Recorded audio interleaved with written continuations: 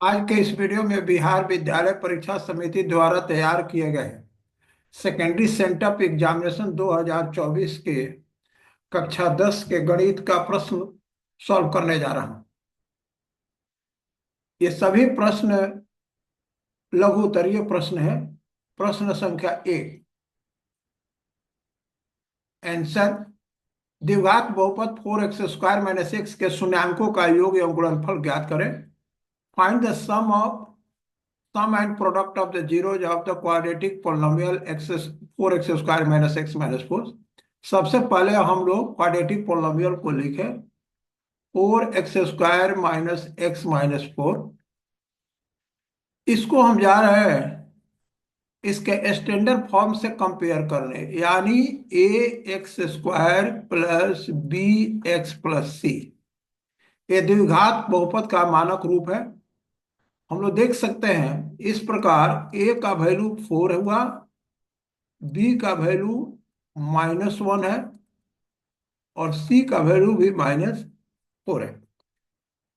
अब हम लोग लिखेंगे शून्यकों का योग, अर्थात सम ऑफ जीरो। ए होता है -b/a। अब हम b का वैल्यू यहां पर रखें -1 और a का वैल्यू रखें 4। माइनस इंटू माइनस प्लस होता है, यानी 1/4। और शून्यकों का गुणनफल, प्रोडक्ट ऑफ जीरोज, ए हो गया c/a। सी का वैल्यू कितना है -4 और ए का वैल्यू 4 है, दोनों कटकर -1 होगा। इस प्रकार इसका आंसर जो है इसका आंसर जो है 1/4 और -1 है।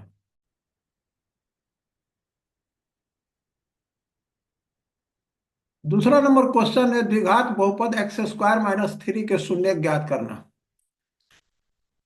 यहां पर हम लोग को x² - 3 का जीरो फाइंड करना है। x² - 3 हमने लिखा, इसमें दो ही टर्म है, ये क्वाड्रेटिक पोलिनोमियल है, दो ही टर्म है। इसको हम लोग a² - b² के फॉर्म में लिखेंगे। x² -√3a²। 3 एक परफेक्ट स्क्वायर नंबर नहीं है, वर्ग संख्या नहीं है, इसलिए इसको √3 का होल स्क्वायर लिख सकते हैं। इसका जो है सो गुणनखंड होगा x -√3 इंटू x +√3। हम लोग इसको identity a² - b² equal to a - b into a+b से लिया है। अब शून्यकों के लिए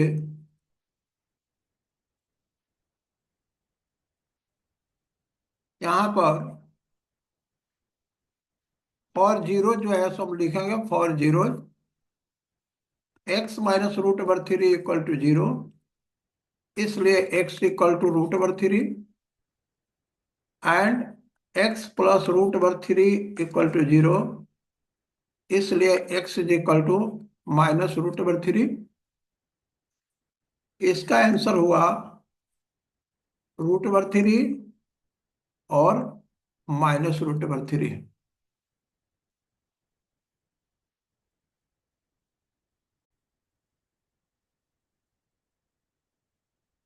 तीसरा क्वेश्चन है यदि 3x - ay equal to 20, x + by equal to 3 का हल x equal to 5, y equal to -1 हो तो a और b का मान ज्ञात करें।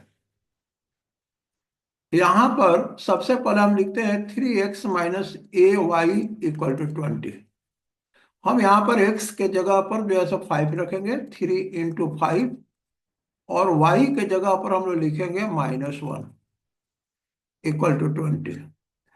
ये 15 हुआ, और ये हो गया आपका माइनस माइनस मल्टीप्लाई करेंगे तो प्लस होगा, ये 20 हुआ। ए इक्वल टू 20 माइनस 15 हुआ, इसलिए ए का वैल्यू जो है सो 5 हो गया। अब दूसरा इक्वेशन जो है x plus B Y equal to 3 है। x का जगह 5 लिखा, b इंटू -1 लिखा equal to 3, 5 minus B equal to 3, minus B equal to 3 minus 5, minus B equal to -2, minus minus cancel हो गया, इसलिए b का वैल्यू जो है सो यहाँ पर 2 हुआ। और इस प्रकार हम लोग a का वैल्यू 5 और b का वैल्यू 2 पाया, और यही जो है सो हम लोग का करेक्ट आंसर है। अब हम चलते हैं अगले क्वेश्चन के तरफ। चौथा क्वेश्चन है 4x² प्लस 7x+3 को डिवाइड करना है x+3 से। इसको डिवाइड करना है x+1 से। इसको जो जनरल सिस्टम है डिवीजन का वही यूज करेंगे। हम यहाँ पर लिख रहे हैं x+1 से 4x² प्लस 7x+3 को डिवाइड करेंगे। यहाँ पर पहला जो टर्म है 4x² है, और डिवाइजर के पहला टर्म से इसको डिवाइड करेंगे। यहाँ पर 4x हुआ, कोसेंट का पहला टर्म 4x हुआ यानी भागफल का। ये हो गया आपको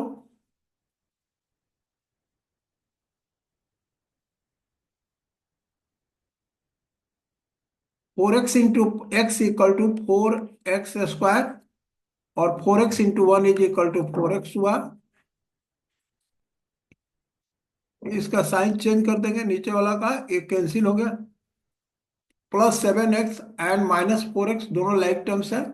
इसका सम जो है सो +3x हुआ, +3 लिया यहाँ पर। फिर पहला टर्म जो है इसका 3x को हम x से डिवाइड करेंगे, यहाँ पर कोसेंट 3 हुआ। सेकेंड टर्म इसका +3 हुआ, +3 से इस +x+1 को मल्टीप्लाई करेंगे, 3x+3 हुआ। फिर से इसका साइन चेंज करके माइनस करेंगे, और एक कट गया, यहाँ पर 0 हुआ। इस प्रकार जो कोसेंट हुआ 4x+3 हुआ, और इसका जो रिमाइंडर हुआ 0 हुआ। अब हम चलेंगे अगले क्वेश्चन की तरफ। पांचवा क्वेश्चन है using Euclid's division algorithm find HCF of 84 and 455। Euclid's विभाजन एल्गोरिथम का प्रयोग कर 84 तथा 455 का महत्तम समापवर्तक ज्ञात करें। इसमें सबसे पहले हम लोग देख लें कि जो बड़ी संख्या है वो 455 है, और उस छोटी संख्या 84 है, यानी 84 एंड 455। सबसे पहले हम लोग क्या करें कि जो लॉन्ग डिवीजन से इसको डिवाइड करके चेक करते हैं। 84 से इसको डिवाइड करें 455, ये जाएगा 5 बार में। 5 चौका 20, 5 बटे 40 और 2 42, माइनस करेंगे तो ये 35 होगा। फिर हम 35 से 84 को डिवाइड करेंगे, 35 टू जा 70 हो जाएगा, माइनस करेंगे तो यहाँ पर 14 होगा। फिर 14 से 35 को डिवाइड करेंगे, 14 टू जा 28 हुआ, 14 टू जा 28 हुआ।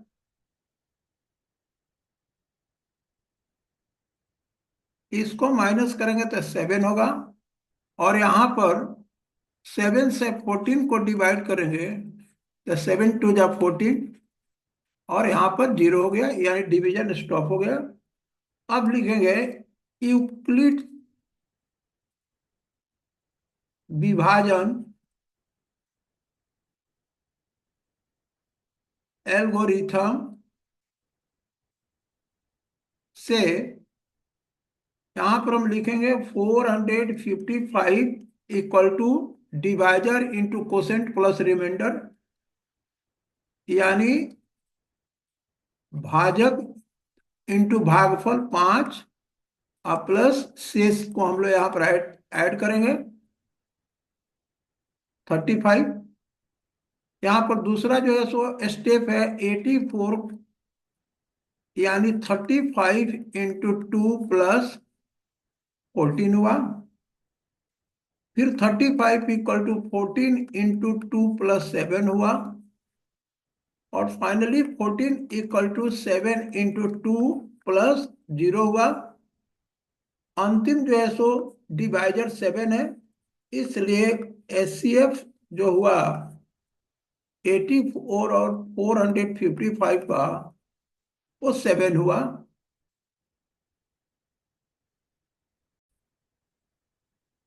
छठा नंबर क्वेश्चन है, द्विघात समीकरण √7y² - 6y - 13 √7 = 0 के विवेचक ज्ञात करें और मूलों के प्रकृति भी बताएं। Find the discriminant of the quadratic equation and also find the nature of the root. सबसे पहले हम क्वाड्रेटिक इक्वेशन को लिख रहे हैं। ये है √7y² - 6y - 13 √7 = 0। ये ऑलरेडी स्टैंडर्ड फॉर्म में है, यानी ये जो है स्टैंडर्ड फॉर्म का मतलब हुआ ax² + bx + c = 0 के फॉर्म में, जहां a 0 के बराबर नहीं है। यहां पर a का वैल्यू जो है अगर हम इससे कंपेयर करें तो a का वैल्यू √7 हुआ, b का वैल्यू -6 हुआ, और c का जो वैल्यू है -13 √7 हुआ। अब सबसे पहले हम डिस्क्रिमिनेंट डी लिखते हैं। डिस्क्रिमिनेंट होता है b² - 4ac। b का वैल्यू है -6, स्क्वायर करेंगे -4 × √7 इंटू -13 √7। 6 6 जा 36, ये दो निगेटिव है तो ये पॉजिटिव हो जाएगा। 13 चौका 52 हुआ, इंटू 7 हुआ 36। 7 दूने 14, 7 पचे 35, 1 36 हुआ। दोनों को ऐड करेंगे तो 400 होगा। 400 इज ग्रेटर देन 0, यानी 0 से बड़ा है। इसलिए इसलिए हम लोग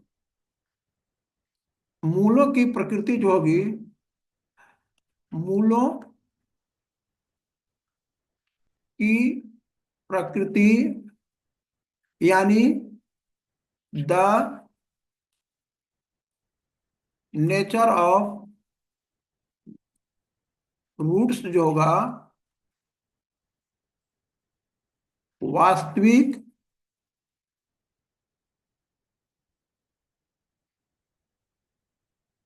और असमान, यानी रियल एंड अनइक्वल होगा।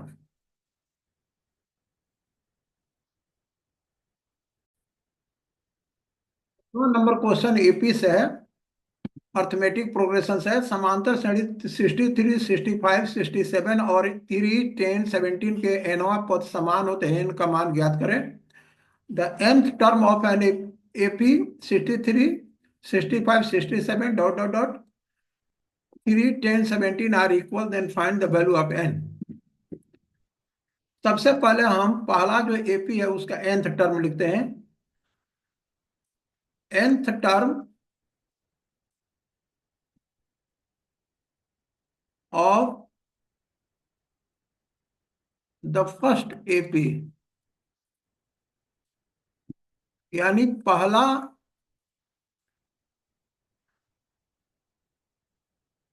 एपी जो है ये हो जाएगा 63 प्लस n-1, कॉमन डिफरेंस है 65 - 63, 2 हो गया। इसको जब हम लिखेंगे तो 63 + 2n - 2, यानी ये 61 + 2n हो जाएगा। अब यहां पर nth term of the second AP लिख देते हैं।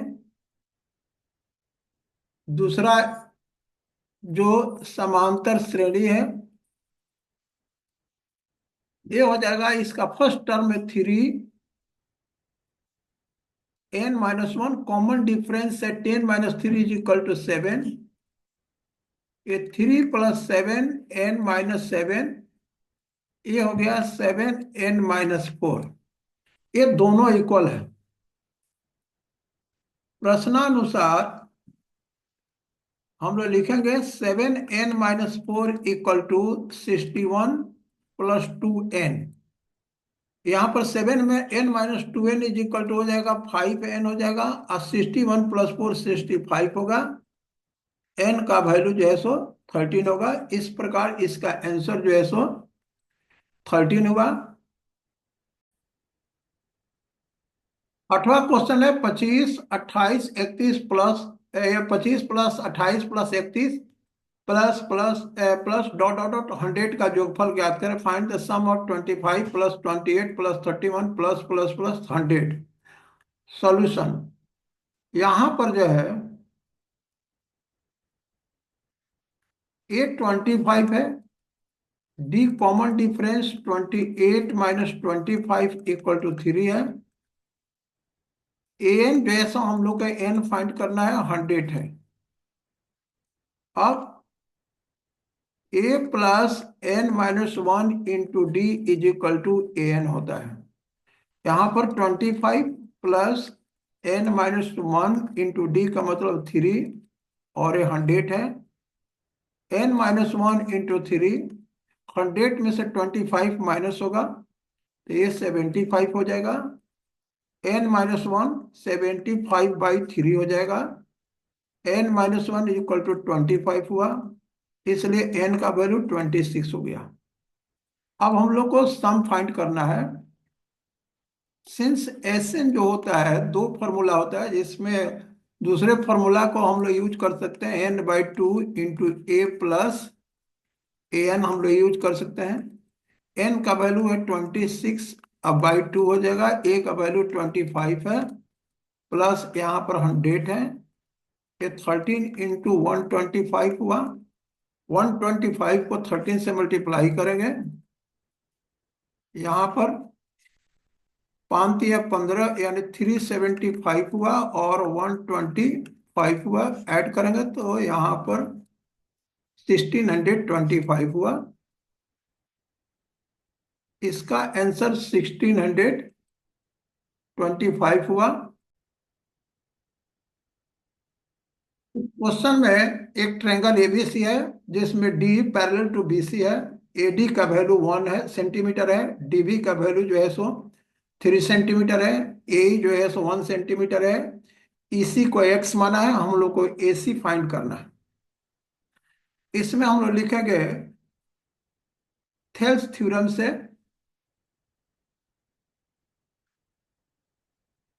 थेल्स साध्य हम लिखते हैं, यानी by BPT basic proportionality theorem. AD by DB equal to A by जो है सो ईसी है, क्योंकि यहां पर सिंस डीई पैरेलल टू क्या है, बीसी है। एडी का वैल्यू 1.5 है, डीबी का 3 है, यहाँ पर 1/x है। क्रॉस मल्टीप्लीकेशन करेंगे, यहाँ पर ये हो जाएगा 1.5 x = 3।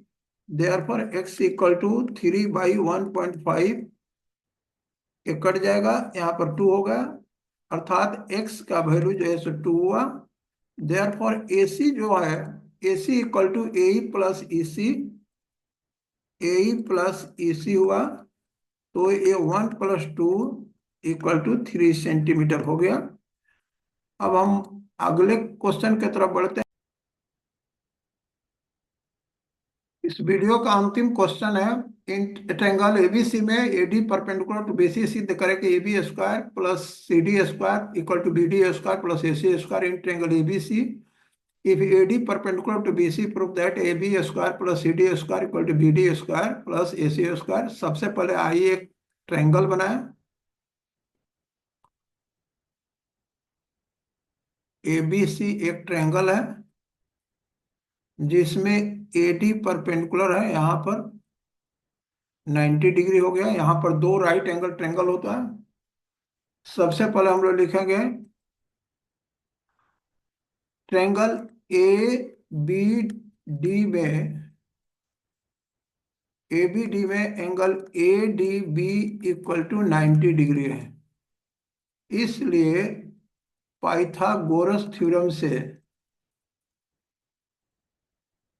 पाइथागोरस साध्य से हम लिखेंगे कि AD² plus BD² equal to AB²। इसलिए हम लोग AD² को लिख सकते हैं AB² माइनस BD²। एक्चुअली हम लोगों का result AB² CD² BD and AC² में होना चाहिए, AD में नहीं चाहिए। इसलिए हमने AD को लेफ्ट साइड में रखा। इसी प्रकार समकोण त्रिभुज ADC से यहाँ पर AD² plus CD² equal to AC² होगा। इसलिए AD² equal to AC² minus CD²। ये इक्वेशन नंबर 2 हो गया। अब 1 और 2 से, 1 और 2 से हम लोग को क्या मिला? AB² minus BD² equal to AC² minus CD²। हम लोग देख सकते हैं दोनों का LHS जो है सो बायां पक्ष जो है सो सेम है, इसलिए राइट हैंड साइड भी सेम होगा। अब यहाँ पर क्या करते हैं कि क्वेश्चन को देखते हैं, AB² प्लस CD² है, इस CD² को लेफ्ट साइड में ट्रांसपोज करते हैं। CD² को लेफ्ट साइड में ट्रांसपोज करते हैं यहाँ पर, CD² हुआ और AC² प्लस BD² है। इस प्रकार इस क्वेश्चन को हम लोग सॉल्व कर सकते हैं।